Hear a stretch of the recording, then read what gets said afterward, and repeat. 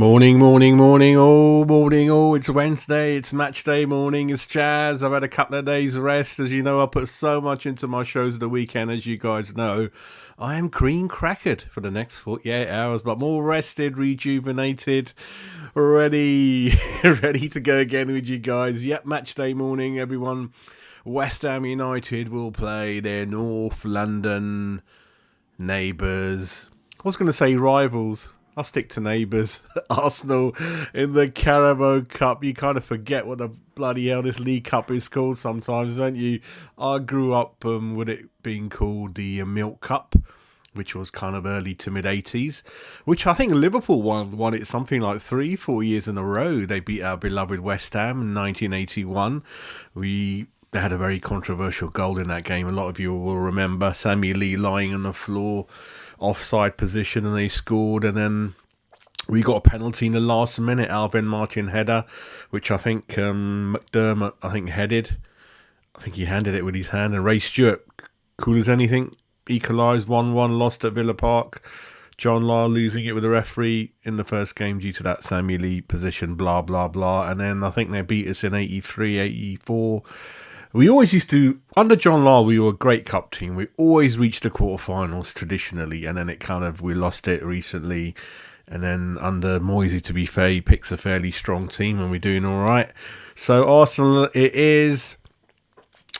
And then, everyone's going to be talking about what's going to be the lineup, who's going to be played, who's going to be rested. I mean, team news-wise, Emerson is available after his suspension. Paqueta, Alvarez will be unavailable for the Brentford league game, so they are available for tonight. They're likely to start. Apart from that, I think we don't really know. Apart from that, we don't really know what formation. I mean, Mavropanos and Fabianski are likely to start against their old clubs. Arsenal play 4-3-3. Very mobile team, very, very fit team. Very, very kind of on the front foot, like I said, pressing, zip it about quickly, in your face when you haven't got the ball, at you when they have got the ball. Great, great team. Bit similar to the Pochettino teams, kind of. He built a Spurs, similar to what Klopp built when he first came to Liverpool. But with this system, it's brilliant. It's great to watch. But the teams do burn out after 2 years because they're at it. It looks like you're playing, like they got a player extra on the field. They're everywhere. That when they defend, all of them are there. When they attack, somehow they get 6 people into the box. We're going to have our work cut out, really. So that's kind of the way they play. On the touchline, Arteta's a pain in the arse, as you know. Kind of jumps up and down for every decision. So does his backroom team. So we'll see what happens, really. We don't quite have to play 4-3-3. I mean, they've got a couple of centre-backs that can play full-back, like Ben White. He's copying the Pep Man City. You know, Arteta copies Man City a lot. That's kind of thing what they do. Got kind of Jesus in the middle, and Nketiah. They're quite mobile, so the front 6 can interchange. They've got a couple of CDMs and the 3 behind, Rice being one of them, Odegaard and that kind of thing. But their CDMs, they're very flexible, very utility teams. So their fullbacks sometimes can play also centre back. It doesn't bother them. Their CDMs can play anywhere in that back 3, in the middle, in the midfield. They're fine. Front 3 again, they're kind of wingers and they're strikers. It's a bit like Liverpool, you know. So they got Sacco representing what Salah is, and kind of their central strikers is kind of like Jesus. He can go down the side, hold it up, be up front, got pace, stamina. It's that kind of thing. We're far from being that team.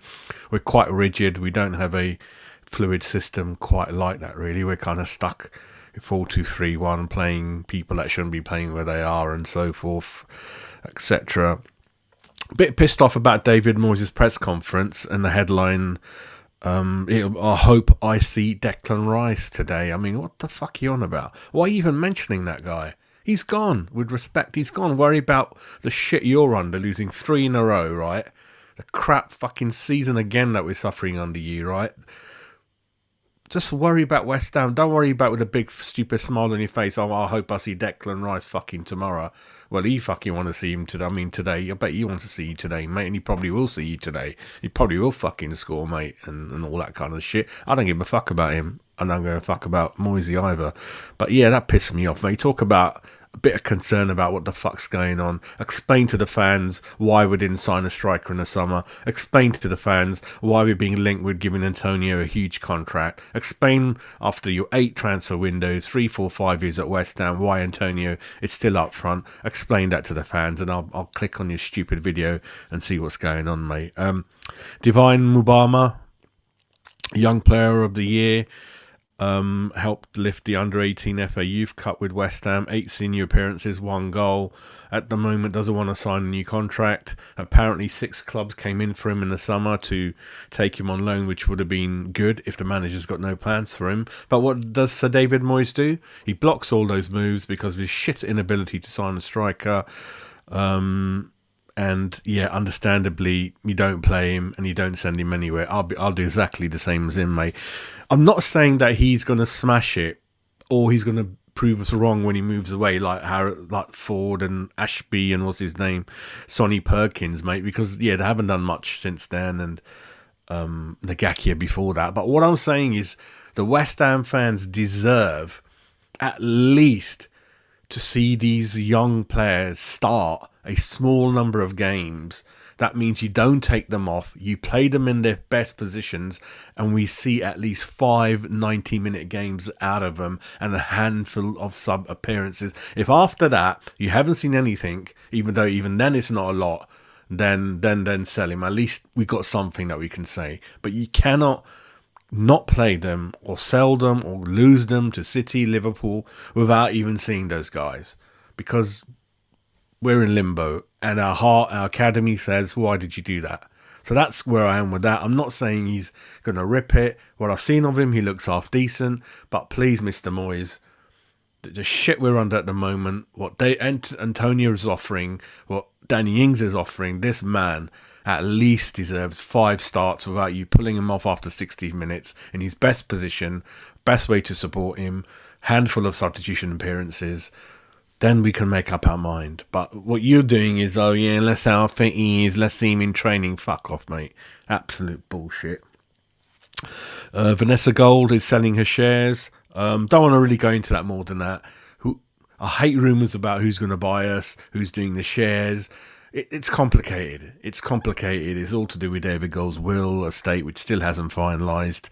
Kretensky, don't think he wants the whole club. He just wanted to lend a bit of money like he does to all businesses, and you give him the money back with good interest. He's happy with that, right? So I don't want to even go into that. It's too much a rumour mill. Yeah, don't really want to go into that. Back to our performance. Like I mentioned, Everton was a shit show. You're home to Everton. It's one of the first games you don't score a goal. That's not going to happen too often playing Everton. You've got to grab your points when you get the chance. I'm already sick to the death with this season. It's so unfortunate. I hated last season in the league. I hated some of the things he'd done the seasons before because we could have finished even higher. And it's all to do with the transfer windows. It's all to do with stupid substitutions. All to do with playing people in the wrong positions. All to do with inability to improve players out of form. All to do with no ability to motivate players who kind of don't. Obviously, Shane, they don't want to play for him. It's the same fucking bullshit. Same fucking Sucheks and all those bollocks and fucking Krezis and Fabianskis and all these fuckers that he likes playing, mate. It just makes me fucking sick, mate. I'm not going to be there today. It's virtually a sellout, and I've got a lot of issues with trains and things like that, so I'm staying away. And it's not as though what's happening on the field wants me to break a gut to get there anyway. But I'll be watching. We'll do shows straight after full time, as you know. Not really expecting anything. We're probably going to lose, to be fair. I think if it's level after 90 minutes, it probably go to penalties, doesn't go to extra time, I believe.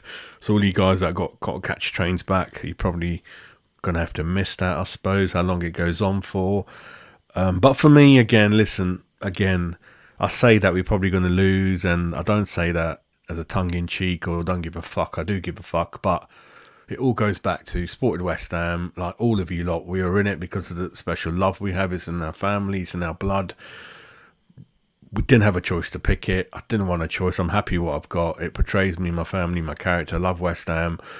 But more than or equal to winning, I keep saying it's the effort on the pitch you show.